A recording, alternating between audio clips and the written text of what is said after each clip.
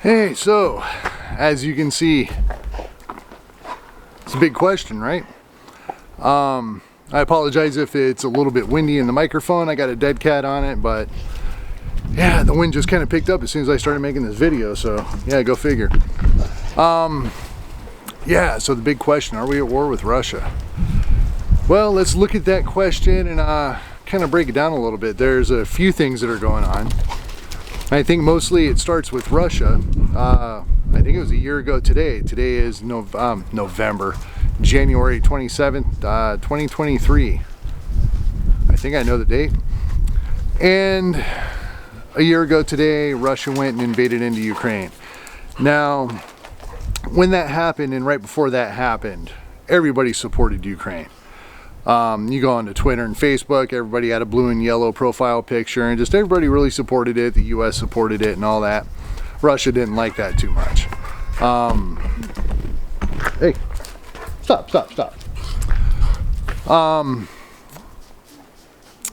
You know, Russia was going in to start a war with Ukraine and basically said, you guys can support, stay out of the war. Well, we didn't do that. And, you know, they said there would be actions and whatnot. Then they backed up a little bit. You know, we kind of crossed the line on that, and then they said, well, don't help them out with any supplies, don't help them out with anything like that. Well, what did we do? We did.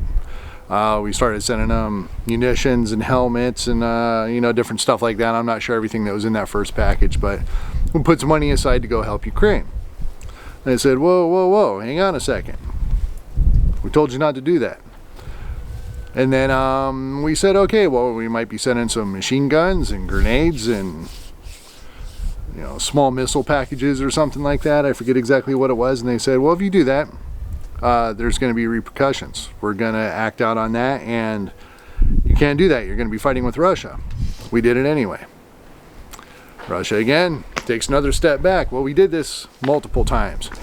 And now, yesterday it became official, I guess, because Biden came out and said it, but we've all known it for quite some time, that the United States is sending a huge package of Abrams tanks, javelins, machine guns, like 1 million rounds of ammunition, just all kinds of stuff. And there's even talks about F-16s. I'm going to be going over there. Now, if they're talking about it, they've probably already done it. They're staged up over in Poland, most likely, and they're ready to go at the drop of a hat. And then they'll come out and say, yeah, hey, we sent some F-16s over there. So whenever we did this, and actually whenever we were talking about this, Russia came out, and I think it was Canadian Prepper that put it up. The actual article from maybe Russia State TV or something, that they've kind of had enough. It was their defense minister or somebody came out and said, that's the final line that we've crossed, and we are no longer in a proxy war. We are no longer on the sidelines. We are now in a real war with the United States and NATO because of all the things that we've been doing and progressing this and creeping into the wars we've done. So that alone should be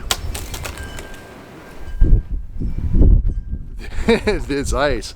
If you can see up here, I have a metal roof, and there is a whole large sheet of ice that's about to come down on my head any second, I believe. But let's hope not. So that alone, back in 1984, when we were in the Cold War, 83, 82, whenever that was, that would have been complete mayhem in this country. We would have lost it. I mean, there's so much tension involved with this right now, and there used to be tension, and we used to care about it back in the Cold War, and I guess we're just immune to it now or something. We just don't really, we're not affected by these kind of things, maybe because we've pretty much been in war since almost World War II, you know, ever since. So that alone should be concerning enough to basically consider that World War III is really going to be here, at least a war with Russia. But we also have China to contend with after we're done with Russia, or during Russia, but that's another video. So 2 days ago, with this package that we sent, Germany came on to worldwide television, I believe. If not, it was statewide, in Germany, and she was being interviewed about the the package that they're sending in the Leopard tanks. And she was really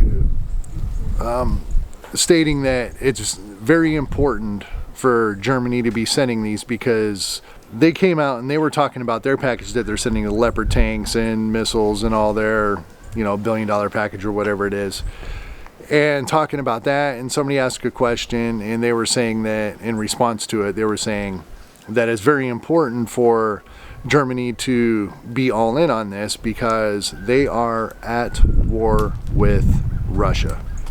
And I think it was a slip up. I don't think she was really supposed to say that. I don't think it was written into her speech, but she said it.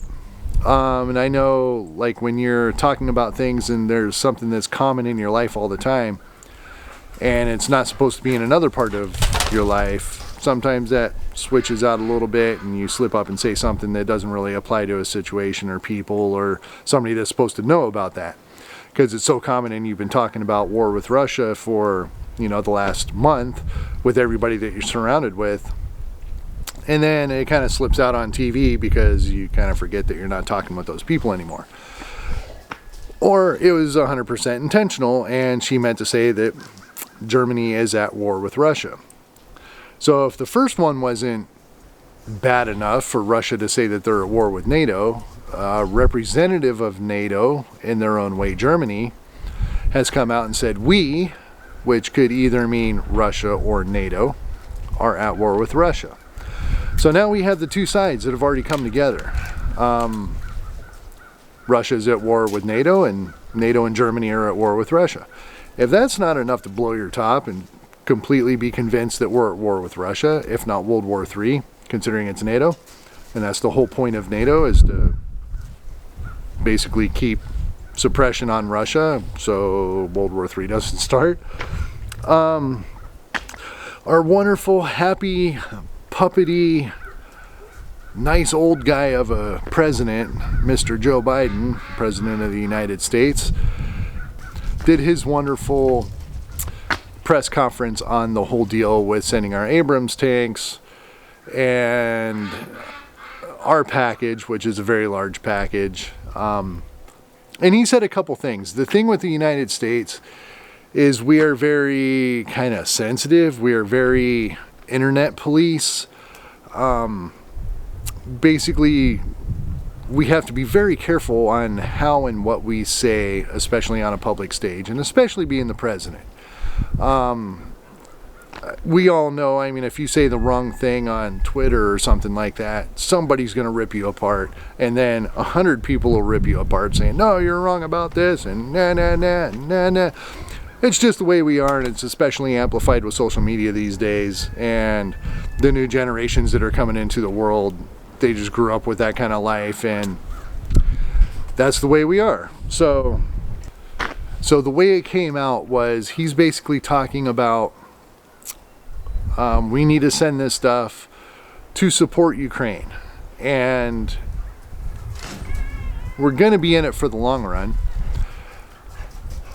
which is very concerning. And he even said till the end, but we're in it to support Ukraine for the humanity of the citizens of Ukraine, because President Biden is going in there and specifically targeting the civilians, which he might be, and he's also targeting infrastructure pretty heavy, but that's indirectly targeting civilians as well, because you're affecting people's lives and possibly killing people with no power and things like that. So in the typical democratic way that Democrats go about a war, is a war to save humanity, a war to protect people from inhumane things that the country might be doing. As Republicans will be more on the side of do it so because your way of life is not good. We basically need to project our way of life in the Western culture to other countries to save them that way instead of saving them through humanity. So that was his point. That he said that he's happy to be going in there to save the people of Ukraine. Okay. Which I get. Okay, that's fine. That's an alright thing to do, I guess. Personally, I would think Habitat for Humanity and American Red Cross would be a good choice for that. Not uranium-tipped Abrams tanks and Patriot missile systems. You know, but to each his own. You know, maybe that's his idea of helping the people. But the thing that really concerns me about his speech is that he was, one, saying that he's in for the long run, and he is in it to the end. So no matter what happens in this conflict with Ukraine and Russia, we are going to be involved for the whole process of it. So that's anywhere from, I mean, gunfights to nuclear Armageddon. We're not backing down.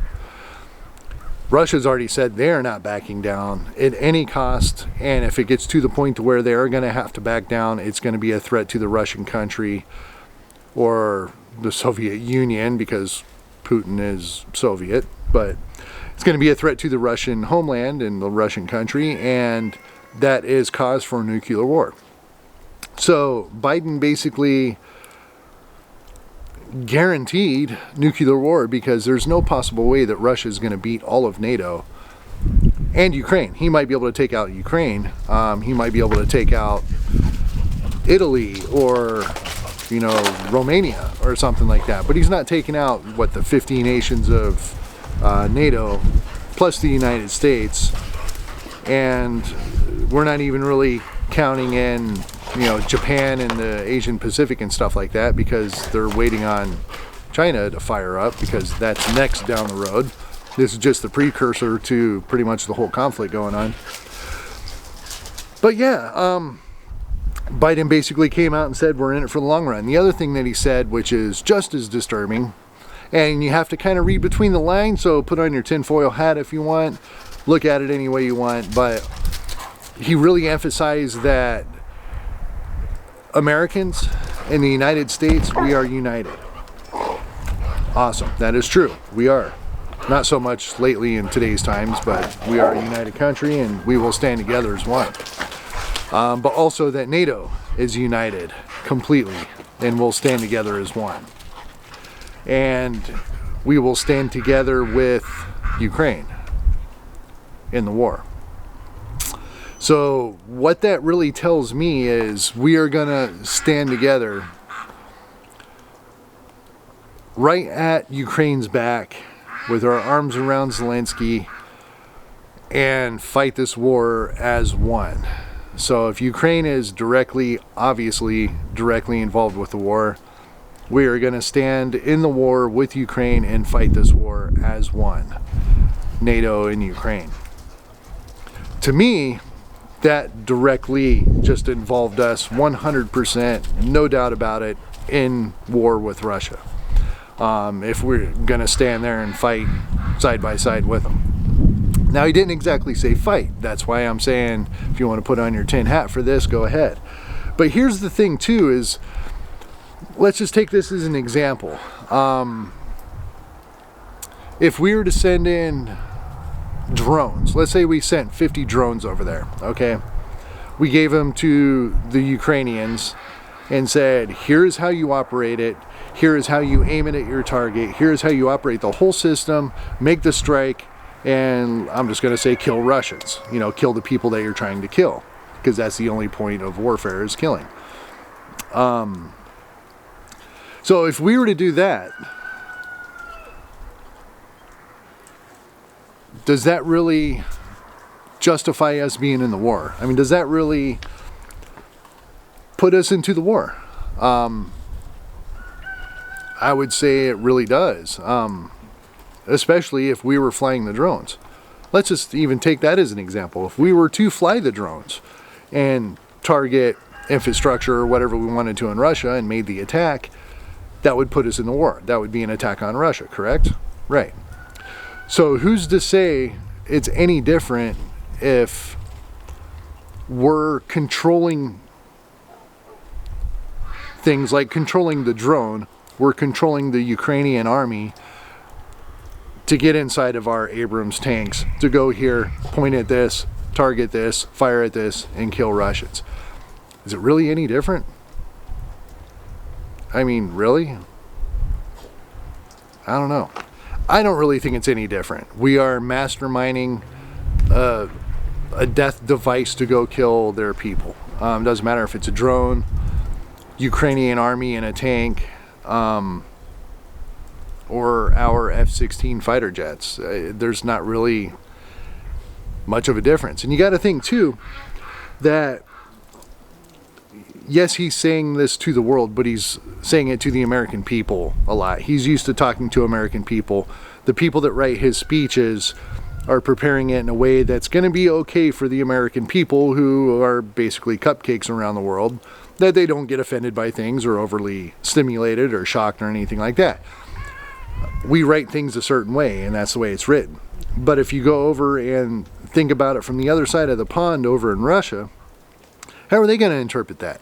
How are they going to take that information in and process it in a Russian mentality? It could very easily be recognized as we are going to be going to war side by side with Ukraine, Zelensky, and NATO, and basically here to whoop some ass. Officially. You know? So, I mean, you can look at it, you know, and pick it apart or whatever you want. I definitely see it, and if the first two aren't enough, we have all three. We have the United States, we have a representative, two representatives of NATO. It just hasn't come out with everybody else yet, but once that door is breaking down, or broken down, which it is now, you know, maybe England and France and everybody else is going to say, yeah, hey, there's no sugarcoating it anymore. We're at war with Russia. So let's get this done. What do we do next? Because we have Russia saying they're at war with NATO, NATO saying we're at war with them, Germany saying that we're at war with them, United States is basically saying we're at war with them. I mean, how much clearer does it have to get before we actually say we're at war? I mean, what do you need? I mean, do we have to literally be over there holding a giant American flag and an M16 and trying to shoot up their government officials? I mean, what has to happen? I think it's already happened, so I don't know. I think we just have to see what's going to happen after this, but you can make up your own mind on it. You can look into these different things, look it up online. There's videos on YouTube, and yeah, definitely you can do your own research and, you know, figure this out for yourself, but that's the way I see it. I think there's some big changes here short in the future, so hopefully it doesn't go too bad. Hopefully we can keep enough distance for a little while before we get too involved, just to maybe ease into it a little bit so we can maybe avoid a nuclear war. I don't know, but that's definitely on the table. Because, I mean, here's the thing too, is you know, we keep crossing these red lines with Russia. Has to be a little bit afraid. I mean, you have a very, very strong force, the strongest force in the world by a long shot. I mean, just America is, let alone the whole NATO and all the nations in NATO, basically holding you down. And you back up a little bit, and, you know, they come at you again. You back up a little bit, and they come at you again. So when animals get scared and nervous and they get pinned into a corner, they bite. And we're slowly but surely backing Putin into a corner, and eventually he's gonna bite. And how is he gonna bite? He's gonna bite by hitting that button and causing a lot of mayhem in the world, because he doesn't really have many other options. What's he gonna do against NATO? Really? I mean, he doesn't have a chance. I mean, he really doesn't. And the more I've learned about this whole conflict and learned about Russia and their military and what's going on over there, I really believe they don't have much of a chance. Now, they haven't brought out like their big dogs. They haven't brought out MiG-35s and their Air Force and really upped their Navy and done all that kind of stuff. I think they're waiting for the escalation with NATO before they do that, so it can get a whole lot more serious on a conventional level before it does get the chance to go into nuclear. But yeah, we have to see how this all pans out. It's a little disturbing, a little concerning, almost a little scary there too. You know, we'll just have to see how it all turns out. So I appreciate it. Hey, thanks for checking this video out. Hit that thumbs up. I'll give you a thumbs up back. How about that? Deal? Yeah, if you like this kind of stuff, hey, hit subscribe. I'd like to get this channel taken off a little bit. So till then, till next time, peace.